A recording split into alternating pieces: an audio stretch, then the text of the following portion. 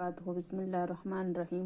اللہم صلی علی محمد عبدک و رسولک و صلی علی المؤمنین والمؤمنات والمسلمین والمسلمات۔ مفسدات روزہ۔ اب بعض ان باتوں کا بھی بیان کیا جاتا ہے جن سے روزہ ٹوٹ جاتا ہے۔ کھانے پینے یا ہم بستری کرنے سے روزہ جاتا رہا جبکہ روزہ دار ہونا یاد ہو۔ نمبر 2، حقہ، سگریٹ، چرٹ وغیرہ پینے سے بھی روزہ جاتا رہا اگرچہ اپنے خیال میں حلق تک دھواں نہ پہنچتا ہو۔ نمبر 3، پان یا صرف تمباکو کو کھانے سے بھی روزہ جاتا رہیں گا اگرچہ آپ بار بار اس کی پیک تھوکتے رہیں کیونکہ حلق میں اس کے باریک اجزاء ضرور پہنچتے ہیں۔ نمبر 4، شکر وغیرہ ایسی چیز ہے جو منہ میں رکھنے سے گل جاتی ہے، منہ میں رکھی اور تھوک نگل گئے تو روزہ جاتا رہا۔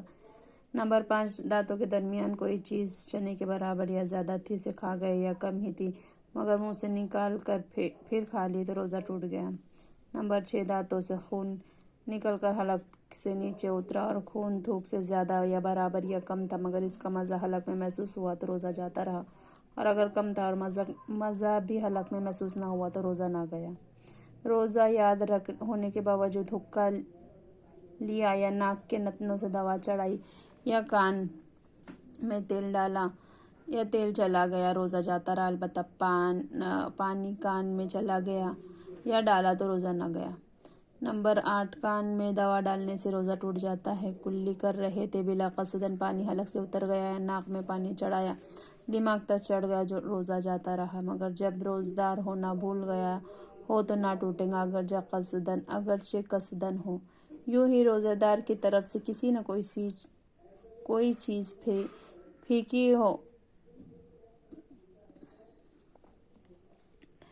پھیکی وہ اس کے حلق تک چلے گئی، روزہ جاتا رہا۔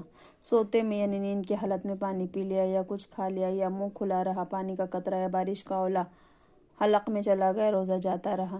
دوسرے کا تھوک نگل لیا یا اپنا ہی تھوک ہاتھ میں لے کر نگل لیا تو روزہ جاتا رہا۔ جب تک تھوک یا بلغم منہ کے اندر موجود ہے اسے نگل لینے سے روزہ نہیں جاتا ہے، بار بار تھوکتے رہنا ضروری نہیں۔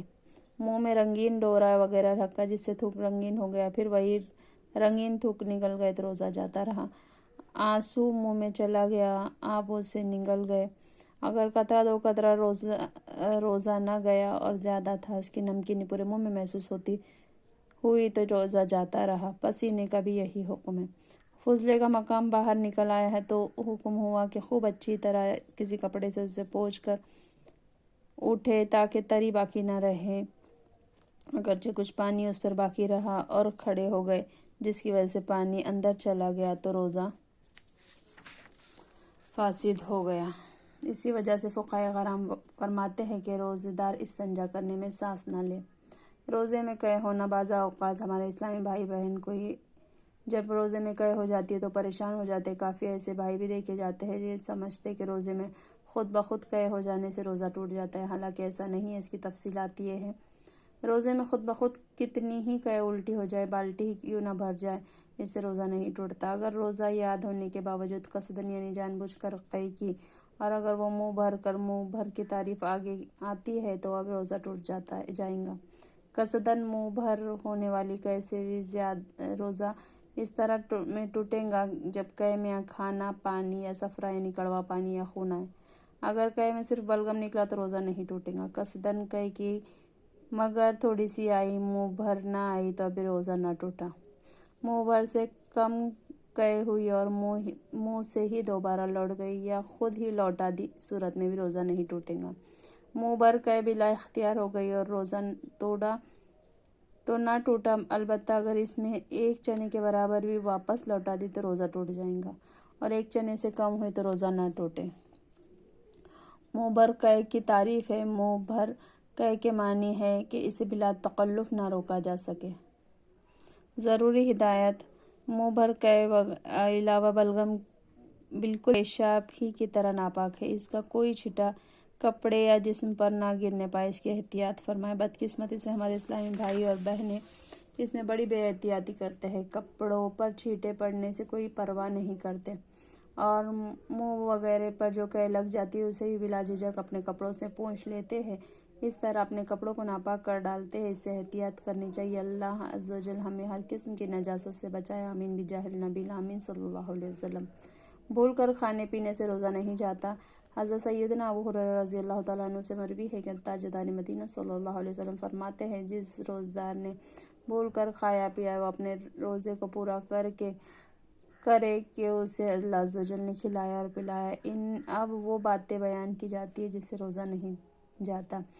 ان باتوں سے روزہ نہیں جاتا۔ نمبر 1، بھول کر کھایا پیا یا جماع کیا روزہ فاسد نہ ہوا، خواہ وہ روزہ فرض ہو یا نفل۔ نمبر 2، کسی روزدار کو ان افعال میں دیکھے تو یاد دلانا واجب ہے، اگر آپ نے یاد نہ دلایا تو گنہگاروں میں ہوں گے۔ ہاں، اگر روزدار بہت ہی کمزور ہو، یاد دلانے پر وہ کھانا نہیں چھوڑیں گا، جس وجہ سے کمزوری اتنی بڑھ جائیں گی کہ اس کے لیے روزہ رکھنا بھی دشوار ہو جائیں گا، اور اگر کھا لیں گا تو روزے کو اچھی طرح پورا کر لیں گا، دیگر عبادتیں بھی بخوبی ادا کریں گا، اور چونکہ بھول کر کھا پی رہا ہے اس لیے اس کا روزہ تو ہی جائیں گا، لہٰذا اس صورت میں یاد نہ دلانا ہی بہتر ہے۔ بعض مشائخ کرام رحم اللہ فرماتے ہیں کہ جوان کو دیکھے تو یاد دلا دے اور بوڑھے کو دیکھے تو یاد نہ دلانے میں حرج نہیں، مگر یہ حکم اکثر کے لحاظ سے ہے، کیونکہ جوان اکثر قوی یعنی طاقتور ہوتے ہیں اور بوڑھے اکثر کمزور، چنانچہ اصل حکم یہی ہے کہ جوانی اور بڑھاپے کو کوئی دخل نہیں، بلکہ قوت و ضعف یعنی وہ طاقت اور کمزوری کا لحاظ ہے، لہٰذا اگر جوان اس قدر کمزور ہو یاد نہ دلانے میں حرج نہیں، اور بوڑھا قوی یعنی طاقتور ہو تو یاد دلانا واجب ہے۔ نمبر 3، روزہ یاد ہونے کے باوجود بھی مکھی یا غبار یا دھواں حلق میں چلے جانے سے روزہ نہیں ٹوٹتا، خواہ وہ غبار آٹے کا ہو یا چکی پیستے یا آٹے چھاننے میں اڑتا ہے تو، یا غلہ کا غبار ہو یا ہوا اسے خاک اڑی یا جانوروں کا کھر یا ٹاپ سے۔ نمبر 4، بس یا کار کا دھواں یا ان غبار اڑ کر حلق میں پہنچا، اگرچہ روزدار ہونا یاد تھا روزہ نہیں جائے گا۔ اگر بتی سلگ رہی ہے اور اس کا دھواں ناک میں گیا اور روزہ نہیں ٹوٹے گا۔ ہاں، اگر لوبان یا اگربتی سلگ رہی ہو اور روزہ یاد ہونے کے باوجود منہ قریب لے جا کر اس کا دھواں ناک سے کھینچا تو روزہ فاسد ہو جائے گا۔ بھری سینگی لگوائی یا تیل سرما لگایا تو روزہ نہ گیا، اگرچہ تیل یا سرما مزہ حلق میں محسوس ہوتا بلکہ تھوک میں سرمے کا رنگ بھی دکھائی دیتا ہے تو روزہ بھی جب بھی روزہ نہیں ٹوٹتا۔ غسل کیا، پانی کی خنکی یعنی ٹھنڈک اندر محسوس ہوئی جب بھی روزہ نہیں ٹوٹتا۔ کلی کی اور پانی بالکل پھینک دیا، صرف کچھ تری منہ میں باقی رہ گئی، تھوک کے ساتھ اسے نگل لیا، روزہ نہیں ٹوٹا۔ دوا کوڑی اور حلق میں اس کا مزہ محسوس ہوا تو روزہ نہیں ٹوٹا۔ کان میں پانی چلا گیا جب تک روزہ نہیں ٹوٹا، بلکہ خود پانی ڈالا جب بھی نہ ٹوٹا۔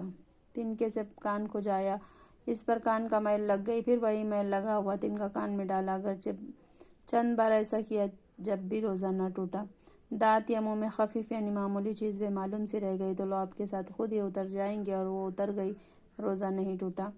دانتوں سے خون نکل کر حلق تک پہنچا مگر حلق سے نیچے نہ اترا تو اب ان صورتوں میں بھی روزہ نہ گیا۔ مکھی حلق میں چلے گئی، روزہ نہ گیا اور قصدن نگلی تو چلا گیا۔ بھولے سے کھانا کھا رہے تھے، یاد آتے ہی لقمہ پھینک دیا، یعنی پانی پی رہے تھے، یاد آتے ہی منہ کا پانی پھینک دیا تو روزہ نہ گیا، اگر منہ میں کا لقمہ یا پانی یاد آنے کے باوجود نگل گئے تو روزہ گیا۔ صبح صادق سے پہلے کھایا پی رہے تھے، صبح ہوتے ہی یعنی سحری کا وقت ختم ہوتے ہی منہ میں کا سب اگل دیا تو روزہ نہ گیا، اور اگر نگل لیا تو جاتا رہا۔ غیبت کی تو روزہ نہ گیا، اگرچہ غیبت سخت کبیرہ گناہ ہے۔ قرآن مجید میں غیبت کرنے کی نسبت فرمایا ہے جیسے اپنے مردہ بھائی کا گوشت کھانا، اور حدیث پاک میں فرمایا ہے غیبت زنا سے بھی زیادہ سخت تر ہے۔ اگرچہ غیبت کی وجہ سے روزے کی نورانیت جاتی رہی، جنابت یعنی غسل فرض ہونے کے حالت میں صبح کی بلکہ اگرچہ سارے دن جنوب یعنی بے غسل رہا تو روزہ نہ گیا، مگر اتنی دیر تک قصدن یعنی جان بوجھ کر غسل نہ کرنا نماز قضا ہو جائے گناہ و حرام ہے۔ حدیث شریف میں ہے کہ جس گھر میں جنوب ہو اس میں رحمت کے فرشتے نہیں آتے۔ تیل یا تل کے برابر کوئی چیز چبائی اور تھوک کے ساتھ حلق سے اتر گئی تو روزہ نہ گیا، مگر جب اس کا مزہ حلق میں محسوس ہو تو روزہ جاتا رہا۔ تھوک یا بلغم منہ میں آیا پھر اسے نگل گئے تو روزہ نہ گیا۔ اسی طرح ناک میں ریٹ جمع ہو گئی، سانس کے ذریعے کھینچ کر نگل جانے سے بھی روزہ نہیں جاتا۔ مکروہات روزہ، ہم اگلے ویڈیو میں بیان کریں گے۔ سبحان اللہ و بحمدی، سبحانک اللہم و بحمدک، اشہد ان لا الہ الا انت، نستغفرک و نتوب الیک۔ سبحان ربک رب العزت عما یصفون وسلام علی المرسلین والحمد للہ رب العالمین، برحمتک یا ارحم الراحمین۔ جزاک اللہ خیر۔